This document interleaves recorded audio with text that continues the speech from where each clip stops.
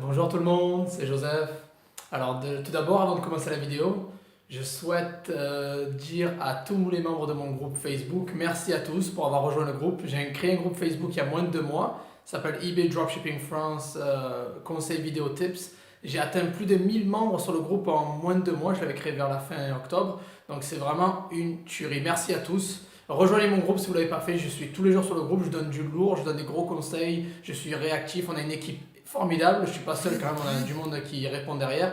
Donc merci à tous et rejoignez mon groupe si vous ne l'avez pas fait déjà. Puis tout d'abord, bon, ce jour de réveillon, le 24 décembre 2018, voilà, je vais faire une vidéo sur les erreurs à ne pas commettre en dropshipping, c'est-à-dire que ça peut être au début ou plus tard. Évitez ce genre d'erreur parce que ça peut vous nuire, c'est-à-dire perdre un compte ou autre. Et bon, ils peuvent ralentir, etc. Donc voilà, je vais commencer directement avec les erreurs à ne pas commettre dans le dropshipping. Comme d'habitude, on commence directement. Alors, erreur numéro 1 à ne pas faire, négliger ses clients. C'est-à-dire, voilà, il ne faut jamais négliger un client. Même si vous pensez que c'est un arnaqueur ou quoi, si vous avez un litige, objet non reçu, il faut fournir le numéro de suivi sur PayPal ou sur eBay. Si vous ne pouvez pas sur eBay et que vous perdez un litige, contactez le service client eBay avec ce numéro de suivi. Si ça a été livré, ils vont fermer le litige en votre faveur. Ça m'est arrivé plusieurs fois et j'ai toujours récupéré mon argent dans tous les cas. Donc si un objet non reçu, numéro de suivi, voilà, et soyez toujours courtois. Vous connaissez l'expression kill them with kindness. Tuez-les avec de la kindness, c'est-à-dire avec de la gentillesse, si je puis dire. Donc c'est important de toujours être courtois, même si quelqu'un manque de respect ou parle mal, ne tombez pas à leur niveau, évitez les conflits, focalisez-vous sur le positif. Donc jamais négliger ses clients. Si vous avez une demande de retour, vous la transférez directement, vous ouvrez un litige vous-même avec votre fournisseur, que ça peut être sur eBay ou sur Amazon. Mais voilà, le fournisseur doit vous donner un bordereau de livraison pour le retour, ou donc vous pouvez le payer via MyHermes ou un truc à 3 euros pour retourner l'objet. Voilà, c'est pas grave, même si vous devez le récupérer chez vous au lieu de le faire renvoyer en Chine. Mais voilà, jamais négliger son client, toujours être courtois, répondre. Moi je réponds, je travaille tous les jours, même Noël, jour de l'an, je m'en fous. Mais voilà, répondre sous 24 heures en général. Être toujours présent, courtois et jamais, voilà, toujours aller dans le sens du client, toujours être positif. Ça, c'est la question numéro 1 pour éviter vraiment les négatives et des problèmes. Donc, toujours être courtois avec le client, ne jamais négliger le client. Et la première chose, vous voulez avoir un business qui dure, où les clients reviennent, ça veut dire qu'il faut leur fournir un service client exceptionnel. Donc voilà, ça c'est le premier truc, la première erreur à ne pas faire, ne pas négliger ses clients.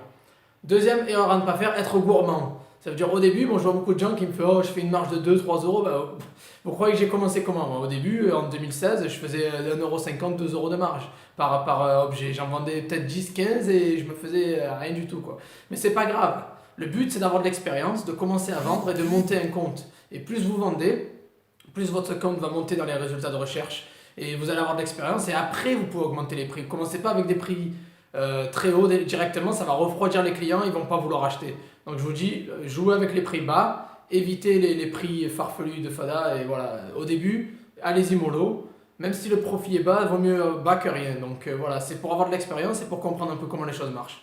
Erreur numéro 3 à ne pas faire, être feignant. C'est-à-dire, voilà, ça c'est une spéciale dédicace pour les gens qui pensent que le dropshipping vous arrivez, vous avez AliExpress, eBay, vous transférez tout avec un logiciel sur eBay et ça fait tout seul. Commande automatique, recherche des produits automatiques, etc. Et vous passez 5 minutes par jour. Alors ça, c'est du n'importe quoi, il faut arrêter. Le dropshipping, c'est un vrai business, il faut le traiter comme tel. Ça veut dire il faut aller faire vos recherches vous-même des meilleurs produits.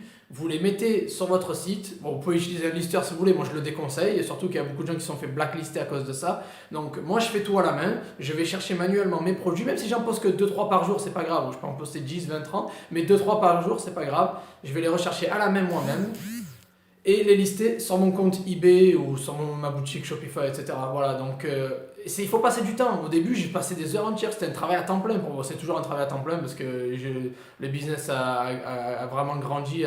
Il y a une croissance assez énorme en 2 ans. Mais voilà, c'est un business à temps plein. Il ne faut pas le prendre comme un truc en vacances. Genre, vous rentrez le soir, vous le faites pendant 10 minutes et vous allez gagner 2 000 € par mois. Ça, c'est pas vrai. Il ne faut pas être feignant, il faut le traiter comme un vrai business. Allez chercher vos produits vous-même, mettez-les sur votre boutique vous-même. Et donc optimiser comme je vous ai dit, sponsoriser, c'est du travail, c'est un vrai business, il ne faut pas le prendre à la légère. Voilà. Conseil numéro 4, ne vendez pas de contrefaçon ou de produits Vero. Alors, je me suis fait avoir plusieurs fois, j'ai perdu pas mal de comptes à cause de ça. Je sais qu'il y a beaucoup d'argent à se faire dans les contrefaçons, les Vero, etc. Mais bon, si c'est des contrefaçons ou des Vero, c'est qu'il y a une raison. Voilà. Donc, si vous n'avez pas le droit de vendre quelque chose ou qu'il y a beaucoup d'objets très attractifs à des prix beaucoup plus bas, c'est-à-dire c'est à 150 € sur Amazon et ça coûte 80 sur eBay, c'est qu'il y a un problème. Ou 40, c'est qu'il y a un problème. Voilà, donc évitez ce genre de truc. eBay ne rigole pas du tout avec ça et PayPal non plus. Ils vont vous donner 2-3 avertissements et après ils vont vous bannir votre compte. Donc évitez les contrefaçons, les Vero. C'est très dangereux, surtout si vous voulez construire un business sur le long terme viable. Voilà. Conseil numéro, je crois que c'est 5. Travailler sur plusieurs plateformes. Alors je déconseille au début, attention, au début, de travailler sur plusieurs plateformes. Pourquoi? Parce que quand on n'a pas vraiment d'expérience, il vaut mieux se focaliser sur une plateforme, donner tout ce qu'on a dessus, comprendre comment ça marche, les résultats de recherche, l'algorithme, savoir ce qui vend, ce qui ne se vend pas et gérer un peu tout. Le début, ça peut être un peu beaucoup pour certaines personnes, mais pour moi d'ailleurs aussi ça m'est arrivé. Le début, ça peut être un peu, on dit overwhelming en anglais, bon bref, ça peut être on peut être très vite dépassé par les événements. Donc c'est super important d'y aller mollo et de se focaliser que sur eBay. Après, si vous faites des ventes et vous êtes bien, vous pouvez aller sur Amazon, vous pouvez ouvrir votre propre site, pas de problème. D'ailleurs, c'est très conseillé de diversifier vos revenus. Mais pour le début, voilà, je vous conseille, travailler sur une seule plateforme, parfaire vos techniques sur cette plateforme et après vous pouvez commencer à aller ailleurs quand vous avez plus d'expérience et que vous commencez à connaître le business. Conseil numéro 6, ne pas aller trop vite au début. Alors il y a beaucoup de gens qui me disent je peux lister 40-50 produits en une journée. Non, au début, il faut y aller doucement. Surtout eBay maintenant, ils sont de plus en plus stricts, ils font des vérifications de plus en plus strictes, donc il faut y aller doucement. Il faut vraiment faire attention. Vous mettez la première semaine, comme je dis, un objet, puis après vous passez à 2 par jour. Un objet par jour pendant la première semaine, puis 2 par jour, puis 3, il faut y aller tranquille au début. Et après, quand vous voyez que tout va bien, vous pouvez poster de plus en plus. Mais lister beaucoup d'un coup, c'est le meilleur moyen pour vous faire flaguer votre compte. eBay va vous suspendre, va vous demander pièces d'identité, preuve d'adresse et des factures. Donc, vaut mieux éviter ça. Voilà. Donc, ne pas aller trop vite. Et vous pouvez lister des objets du dropshipping au début. Par contre, il faut avoir des factures derrière ou il faut vous débrouiller pour avoir une facture. Donc, on pourra en parler dans une autre vidéo. Ça, il y a des solutions.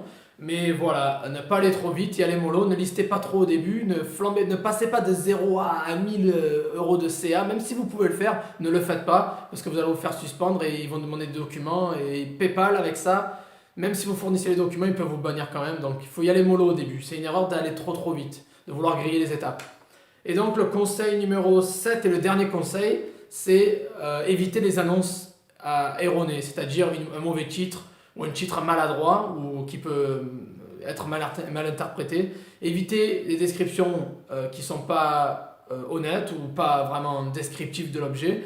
Voilà, et la livraison surtout, la livraison. Faites en sorte que le délai de livraison correspond exactement avec votre fournisseur.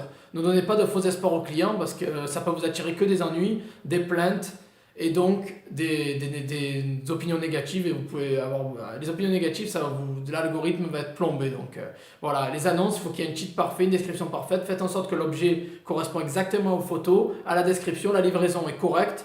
Et c'est une des erreurs que les gens font beaucoup au début, ça m'est arrivé aussi au début, de faire la promotion d'un objet qui n'est pas exactement ce qui est, ou j'ai mis une ligne maladroite ou un mot maladroit mal interprété, ou des livraisons pas carrées, et du coup je me suis pris des plaintes, et bon, voilà, c'est litige, évaluation négative, ça va vous porter que préjudice. Donc voilà, c'était mes 7 conseils pour la journée, pour ce réveillon.